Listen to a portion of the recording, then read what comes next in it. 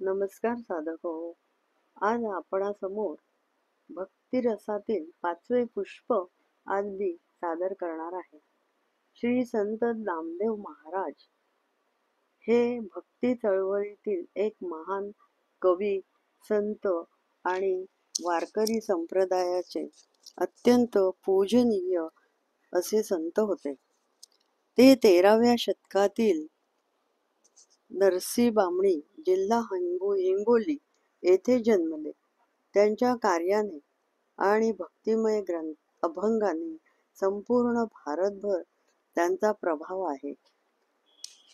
त्यांचं मुख्य कार्य अभंग रचना, संत परंपरेचा प्रचार आणि मनोभावे विठ्ठलाची भक्ती हेच त्यांच्या जीवनाचे मुख्य ध्येय होते. चला तर नामदेव महाराजांचे कार्य ऐकूया. आणि साधक हो, माझ्या चॅनलला आपण लाईक, शेअर आणि सबस्क्राईब करा प्लीज. नामदेवांनी कोणत्याही मोठ्या ग्रंथाची रचना केली नाही, पण त्यांनी देवाची भक्ती व प्रेमाने परिपूर्ण असे अनेक अभंग व लघुकाव्याची रचना केली. त्या अभंगात एक अपूर्व गोडवा आहे. विठ्ठल नाम हेच धन अशी शिकवण देणारे अजूनही आहेत. ते पंजाबमध्ये 20 वर्ष राहिले व त्यांनी तेथे अभंगाची रचना केली, जी शीख आदी ग्रंथांमध्ये देखील आहे. अकल्प आयुष्य व्हावे तया कुळा, माझिया सकल हरीचिया दासा, कल्पनेची बाधा न हो कोणे काळी, ही संत मंडळी सुखी असो.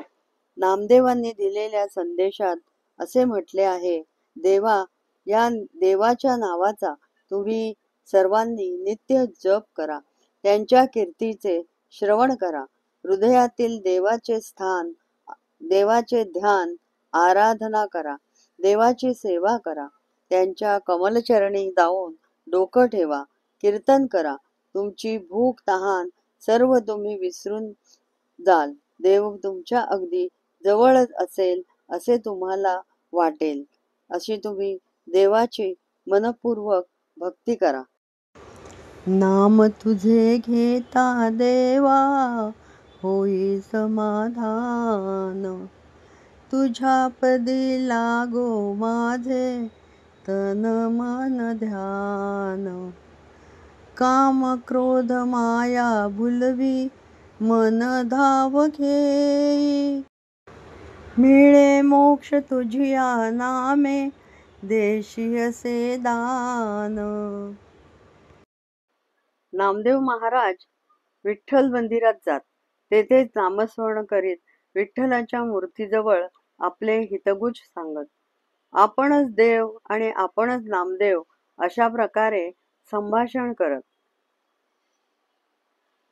विठ्ठल नाम, विठ्ठल नाम, विठ्ठल नाम, अन्नेसी उपवासी बैसलासी येथे, काय देईल तू ते विठ्ठल हा. जनिता जीववित, सर्वज्ञ प्रतिपाळिता, आदणी सांभाळितो तो चराचरी. एक पांडुरंग दुजा नाही चांग, म्हणून याचा संग धरिला माते. तेव्हा तू काळजी करू नकोस.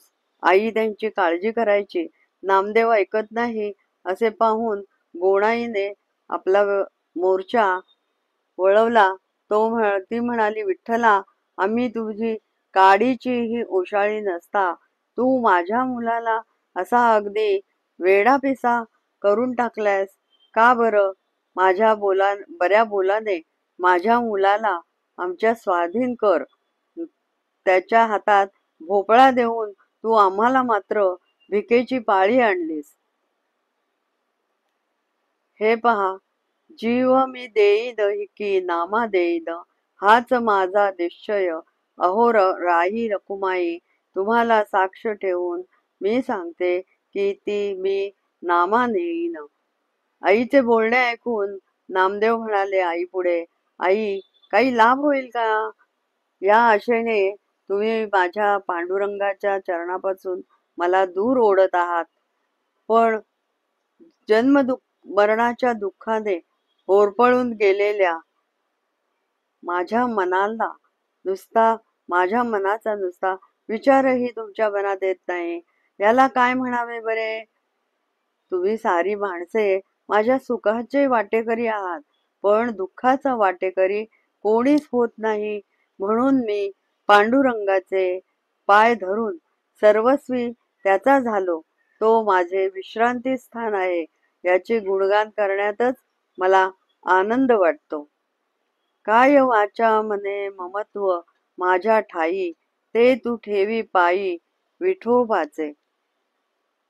माझ्यावर जे तू एवढे काया वाचा मनाने प्रेम केलेस, तेच विठ्ठलाच्या ठाई कर, म्हणजे तुला केव्हाही तो अंतर देणार नाही.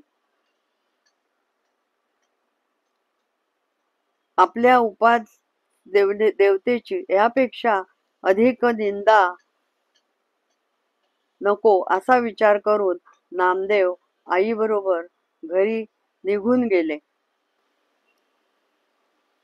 महाराष्ट्रातील हे एक थोर संत होऊन गेले. आपल्या कीर्तन कलेमुळे प्रत्यक्ष पांडुरंगाला डोलायला लावणारे अशी त्यांची कीर्ती होती. संत नामदेव प्रत्यक्ष श्री विठ्ठलाच्या निकटवर्ती असलेला सखा होता असे मानले जाते. भारतभर त्यांनी भावनिक एकात्मता साधली.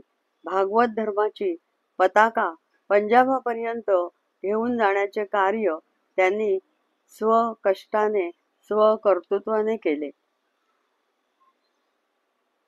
नामदेवांचे वडील दामा शेट्टी आणि आई गोणाई अशी माता होती. त्यांच्या दामा शेट्टींचा व्यवसाय कपडे शिवणे हा होता. ते शिंपी होते.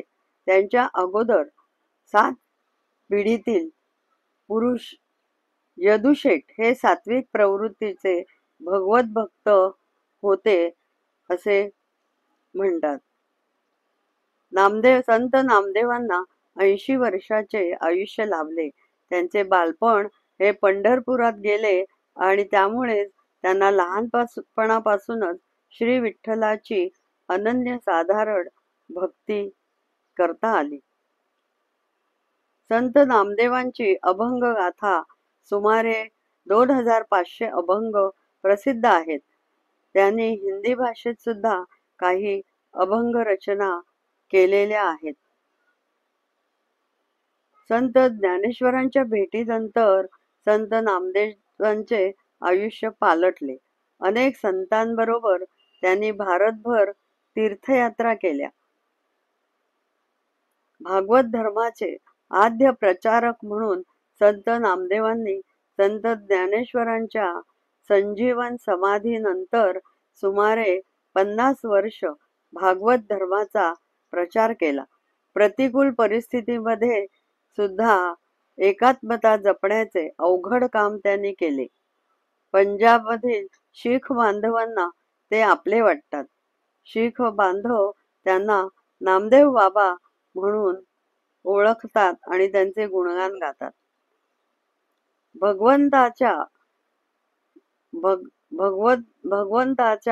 व साधू संतांच्या चरणधुळीचा स्पर्श व्हावा म्हणून पंढरपूर येथील विठ्ठल मंदिराच्या महाद्वारी पायरीचा दगड होण्यात त्यांनी धन्यता मानली आहे. नामदेव महाराज खूप लहान असतानाची एक आख्यायिका आहे.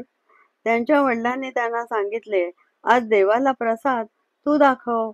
त्या दिवशी नामदेवांनी नुसता नैवेद्य दाखवला नाही, तर देवापुढे वाट बघत बसले की देव केव्हा खाईल. हा अत्यंत निरागस अपेक्षेला मान देऊन प्रत्यक्ष विठ्ठल त्यांच्यासमोर खरोखर प्रकट झाले आणि त्यांनी दिलेला प्रसाद त्यांनी भक्षण केला असे म्हणतात. नामदेवाच्या घराण्यात विठ्ठल भक्ती पूर्वापार चालत आली असल्यामुळे अगदी बालपणापासूनच त्यांना विठ्ठल भक्तीचा छंद त्यांनी जतन केला. अर्भकावस्थेतच बोलण्याचा प्रारंभ विठ्ठल विठ्ठल अशा नाममंत्राने झाला. त्यांनी आपल्या अभंगातून जीवनाचे सार अतिशय साध्या सोप्या शब्दात मांडले आहे. तसेच भागवत धर्माची पताका त्यांनी संपूर्ण हिंदुस्थानात पोचवण्याची मोलाची भूमिका बजावली आहे. विठ्ठल विठ्ठल विठ्ठल